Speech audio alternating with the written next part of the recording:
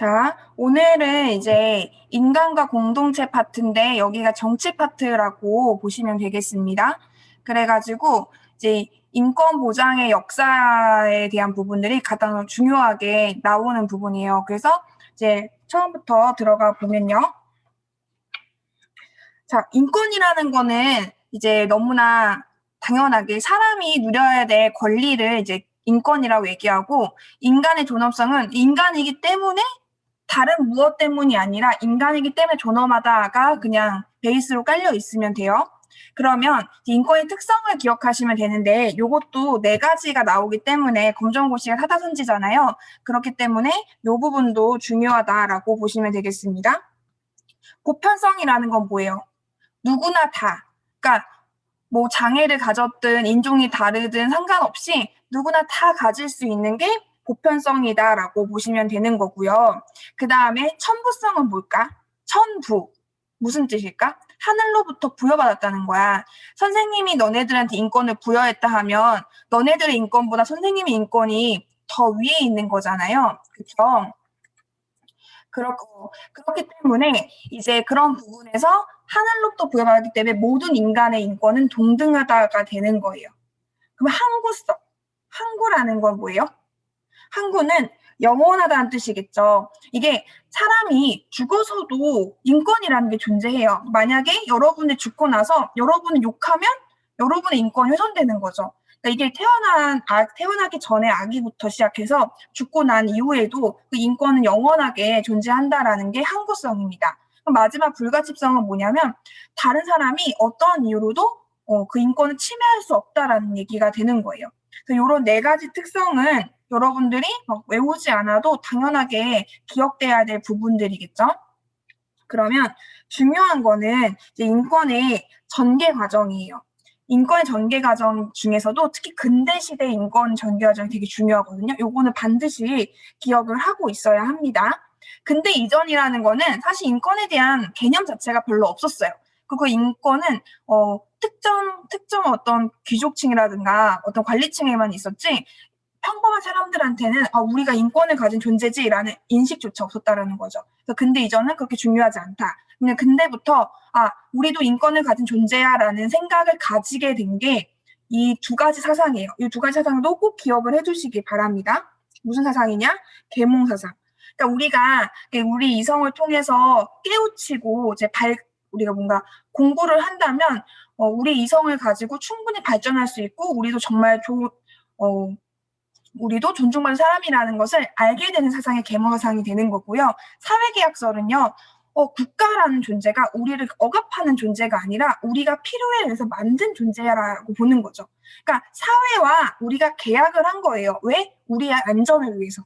그렇기 때문에 그 안전을 지키기 위해서 계약을 했으니까 계약이라는 것 자체가 동등한 의미잖아요. 그렇죠?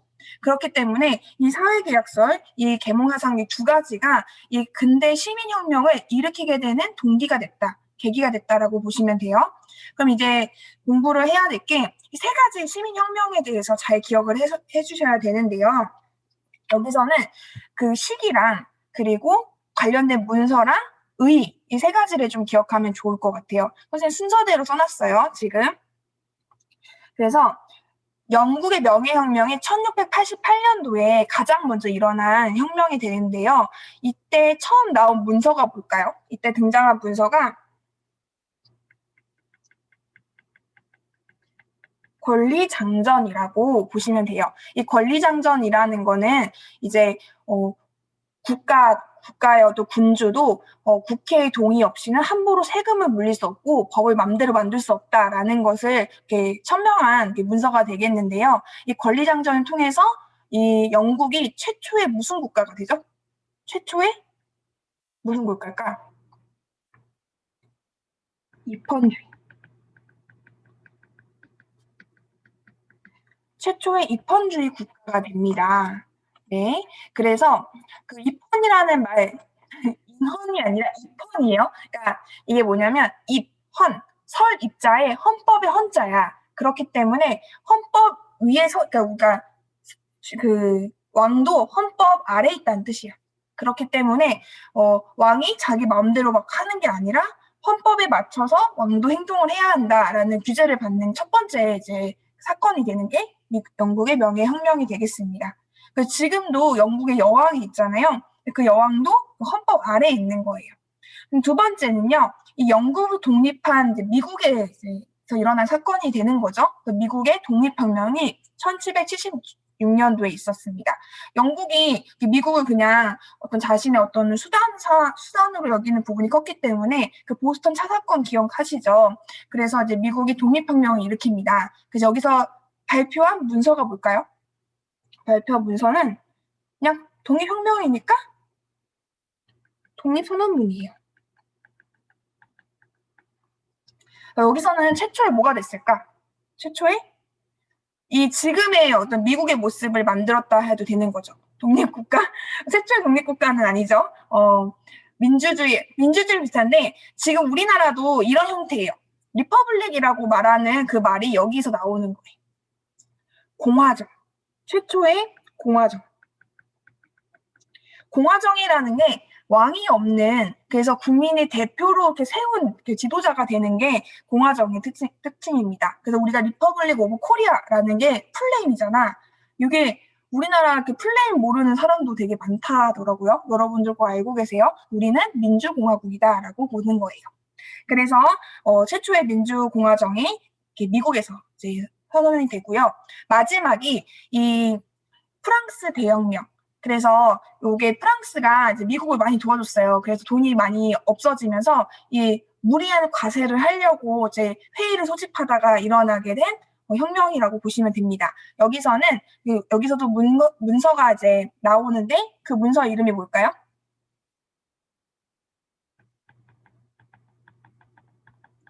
인권선언이에요. 여기서는 최초에 이런 건 없지만 여기서 강조한 세 가지 사상이 있어요. 이 세 가지 사상 아시는 분 있으신가요? 세 가지 사상. 이게 거의 이제 혁명의 모태가 돼가지고 후대까지 계속 이어지고 있는 사상입니다. 세 가지의 가장 강조되는 부분. 자유, 그치? 평등, 그치? 평등, 박애? 그쵸. 그런 이 부분에 대해서 이제 이 박애라는 건 사랑이라는 거예요. 평등한 사랑을 이야기합니다. 자유, 평등, 박애. 요 세 가지가 이제 이 프랑스 대혁명 대표하는. 그래서 요거를 상징해서 지금 프랑스 국가의 색깔을 결정하게 되는 거죠. 그 세 가지 색이 요 색을 뜻해요. 자, 이렇게 해가지고 이렇게 혁명들 세 가지 꼭 정리를 해주시고요. 그래서 가장 먼저 강조된 기본권이 있어요. 그러니까 기본권이라는 건 인권 중에서 헌법을 통해서 이제 뭔가 보장되는 기본권을 이야기하는데 최초로 이제 강조된 그 기본권은 자유권과 평등권입니다. 자유권은요, 여기 보시면 간섭이나 침해를 받지 않을 권리인데 누구로부터 받지 않을 권리일까요? 누구로부터? 간섭이나 침해를 받지 않겠다. 그치. 국가로부터. 국가로부터 간섭이나 침해를 받지 않겠다. 왜냐하면 그동안은 계속 이 자유에 대한 부분을 국가에게 침해를 받고 있었잖아요. 그러니까 국가가 이사하지마 하면 이사도 못하고 결혼하지마 하면 결혼도 못하고 직업도 이거 선택해라고 하면 이거 선택해야 되고 그래서 가장 먼저 사람들 추구했던 게 자유권이었다라는 거죠. 그래서 신체의 자유, 내가 마음대로 갈 수 있어요. 나를 함부로 잡을 수가 없어요. 양심의 자유, 내가 양심에 따라서 그냥 이렇게 얘기할 수 있어요. 종교도 내가 선택할 수 있고 직업도 내 마음 선택할 수 있어요. 이렇게 엄청나게 많은 자유들이 있어요. 이거를 다 헌법으로 열거할 수 있을까 없을까?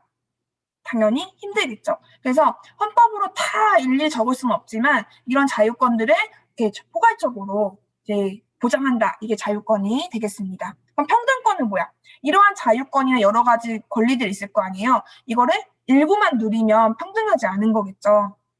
그래서 모든 인간을 이렇게 원칙적으로 어떻게 대하는 거예요? 평등하게 다룰 것을 요구하는 권리가 평등권이겠습니다. 그러니까 모든 기본권을 동등하게 누린다라고 보시면 되겠어요.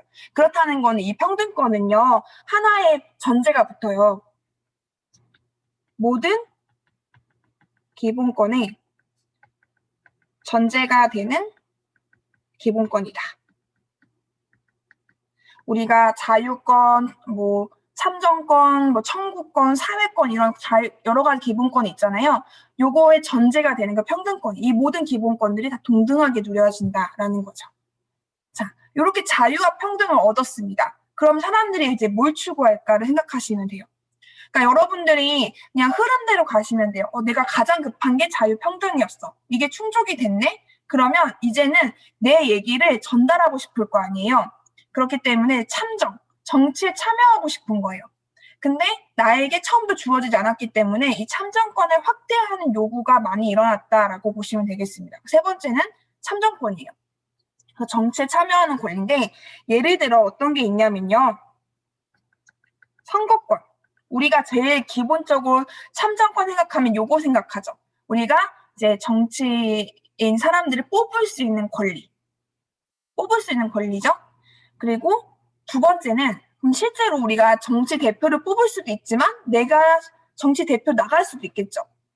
정치 참여를 내가 직접 하는 거야. 이거 뭐라고 얘기한다? 내가 공적인 업무를 맡는다는 거죠. 그래서 공모, 담임권이라고 얘기를 합니다. 다른 말로 피선거권이라고도 해요. 왜냐하면 선거권을 받는다. 피봉사할 때 그 피자예요. 그래서 선거를 받으려면 내가 대표로 나가야 되는 거죠. 그리고 또 하나는 이것도 우리가 할 수 있는 건데 국민 투표. 투표랑 선거는 차이가 있죠. 우리 투표는 어떤 일 찬반에 대한 우리의 생각을 이렇게 표시하는 거고 선거는 사람을 뽑는 걸 이야기합니다. 그래서 이 부분을 이 세 가지가 다 참정권에 해당된다. 옛날에 이거 물어본 적도 있었거든요. 검정고시에서. 이런 게 참정권이구나 라고 생각하시면 되겠습니다. 그래서 이게 처음부터 모든 사람에게 주어진 게 아니었다고 얘기를 했잖아요. 그래서 이 참정권을 얻기 위한 참정권 확대 운동이 일어나요. 이게 영어로 뭘까? 영국에서 일어난 운동입니다. 기억하시나요? 딱 네 글자. 땡땡땡땡. 차티스트. 그치. 차티스트 운동이 되겠습니다. 그래서 이게 처음에는 이제 도시에 살고 있는 이게 공장에서 일하는 사람부터 시작을 해가지고 점차 농촌까지 그리고 여자까지 확대되어서 이제 모든 사람이 일정 연령 이상이면 다 선거권을 가지고 정치에 참여할 수 있게 됐다. 그럼 이건 뭘까? 뭐의 확률일까? 선거의 4대 원칙 중에 하나예요. 선거의 4대 원칙 중에 하나. 선거의 원칙 4가지 기억하시나요? 보통 선거. 그치. 여기서 보통 선거죠.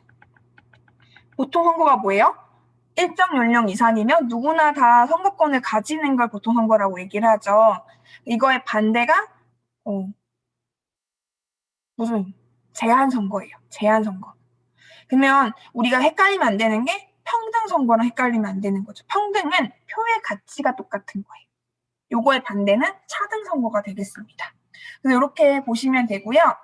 이제 정치에도 참여를 했단 말이지. 그 다음에 사람들이 이제 요구할 수 있는 게 뭐냐면 그냥 우리를 이렇게 괴롭히지만 않으면 될 것 같았는데 지금 산업혁명 이후에 보니까 다 시장에 맡겼더니 빈부격차가 너무 심하고 그 사용자들과 근로자들 간의 갈등도 너무 심한 거야.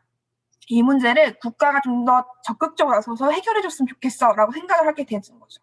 그래서 이런 배경들, 산업혁명 이후에 생기는 배경들 있잖아요. 빈부격차가 심화되고 빈곤 문제나 사회 약자들이 발생을 하는 부분에서 이제 국가가 이것도 나서가지고 적극적으로 해결해주세요라고 얘기하는 게 사회권입니다. 이게 가장 먼저 명시된 헌법이 있어요. 독일의 무슨 헌법일까요? 독일의? 4글자. 그치. 바이마르 헌법에서 처음으로 사회권이라는 게 개념이 명시가 됐다라고 보시면 되겠습니다. 그래서 여기서는요, 인간다운 생활, 그러니까 사람이 인간답게 살기 위해서는 이런 게 필요한데 이런 것들을 국가가 책임져 주세요라고 요구하는 권리라고 보시면 됩니다. 그러니까 근로의 권리, 그러니까 일자리도 국가가 책임져 줘야 되는 거고요. 교육도 마찬가지고 내가 깨끗한 환경에 살 수 있는 권리도 국가가 책임져야 한다라고 얘기하는 좀 더 적극적인 거죠. 그러니까 소극적 개념과 적극적 개념을 구분하셔야 돼요. 자유권은요, 소극적 권리예요. 왜냐면 나한테 간섭하지 마. 나의 권리를 침해하지 마 정도면 더 나아가서 내 권리를 보장해 줄 것을 국가에 적극적으로 요구하는 권리다라고 보시면 되겠습니다. 되셨나요? 이렇게 사회권까지 등장을 했고요.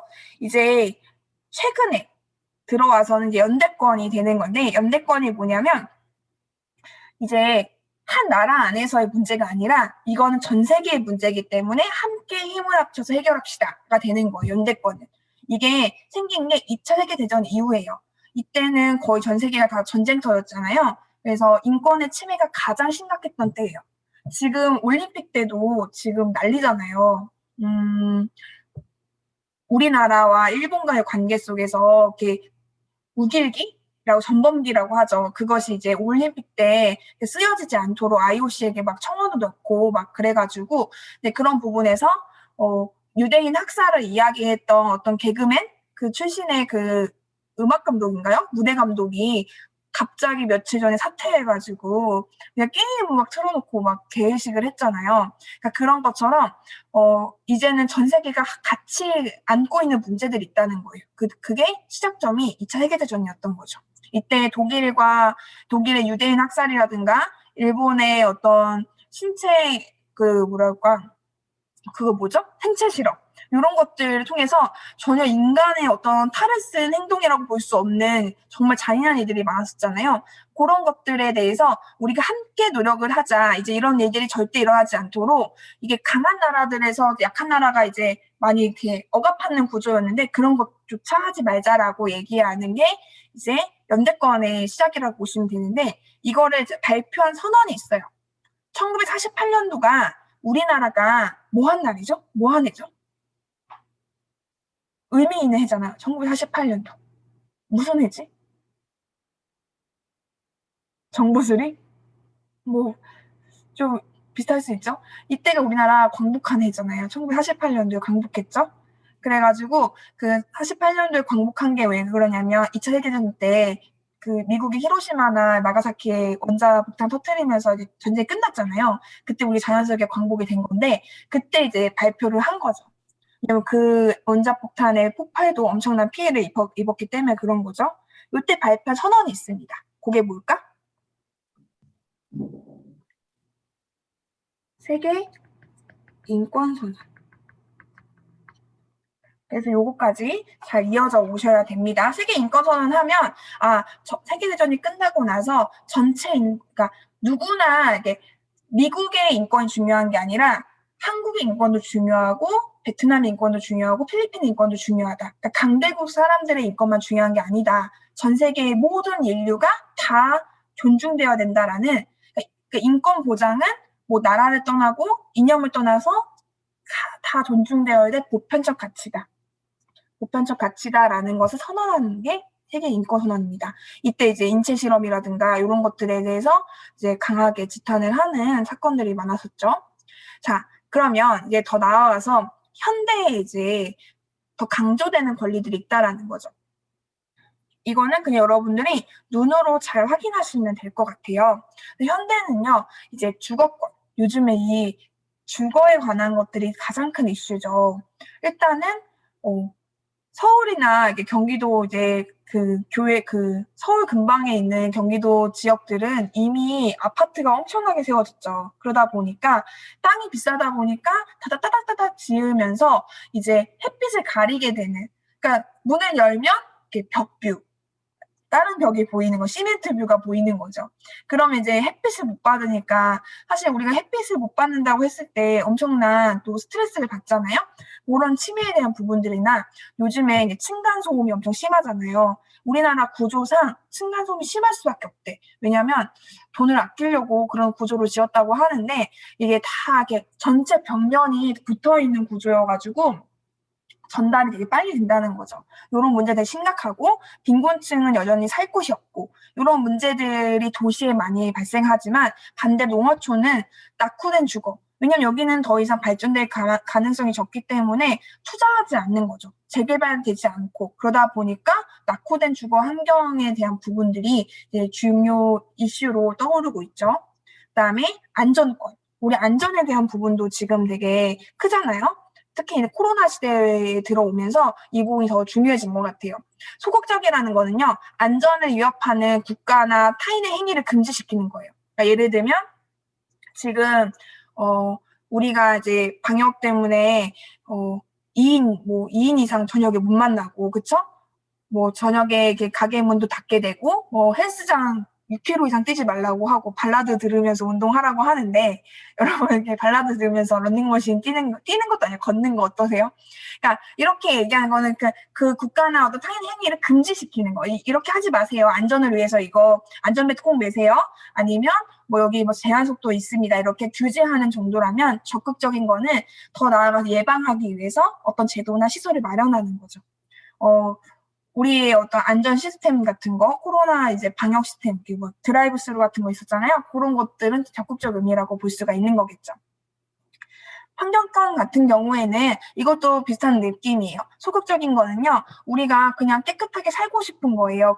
그래서 그냥 우리 고통받지만 않으면 돼. 이렇게 깨끗하게 그냥 하자, 버리지 않자, 버리지 말자 이런 정도였다면 적극적인 거는 그거를 해결하기 위해서 국가가 뭔가를 더 적극적으로 행동한다라고 보시면 되겠습니다. 문화권은요, 가난하더라도 여러분, 문화를 누리고 싶을 거 아니에요. 그리고 문화를 누릴 때의 인간다움을 이렇게 느낄 수가 있어요. 그러니까 여러분들이 예를 들어 삼성이라는 회사에 들어갔어요. 삼성이 다 그런 거 아니겠지만 돈을 많이 벌지만 24시간 내내 일을 한다면 과연 들어간 게 행복할까? 얘들아? 여러분도 김포에서 자유를 꿈꿨잖아요. 그래서 여러분도 막 TV도 보고 싶고 막 이러니까 나오고 싶었을 거 아니야. 공부하는 거 좋은데, 그치? 그렇기 때문에 아무리 가난하든 뭐 부자든 상관없이 사람이라면 문화 활동을 참여하고 향유할 수 있는 권리가 주어진다. 그래서 빈곤층이나 이렇게 그분들한테 문화를 누릴 수 있는 혜택들도 되게 많습니다. 찾아보면 되게 많아요. 그런 것들. 그러니까 아까 말했던 것처럼 연대권. 이제는 우리나라를 넘어서서 전 세계가 함께 문제를 해결해가자. 대표적으로 인권에 대한 부분들, 그다음에 환경 문제 같은 경우, 핵 관련된 문제들은 이제 전 세계가 같이 움직여야 될 부분들인 거죠. 그리고 이거 마지막은 잊혀질 권리. 이게 정보 사회에 들어오면서 너무나 많은 정보의 홍수 속에 살고 있잖아요. 그렇기 때문에 이 정보에 대한 부분들에서 우리가 어느 정도는 잊혀져야 되는데 그런 거 있잖아요. 한 번 문제가 이렇게 나왔는데 옛날 과거 일을 다 계속 이렇게 되풀이해서 끄집어 내려오죠. 그러니까 그런 부분들이 이것도 하나의 인권 침해다라고 보는 거예요. 그래서 잊혀질 권리도 여전히 존재한다. 그래서 알 권리와 잊혀질 권리가 많이 충돌하는 그 쟁점 중에 하나가 되겠습니다. 우리 이렇게 오늘 인권의 전개 과정을 살펴봤는데요.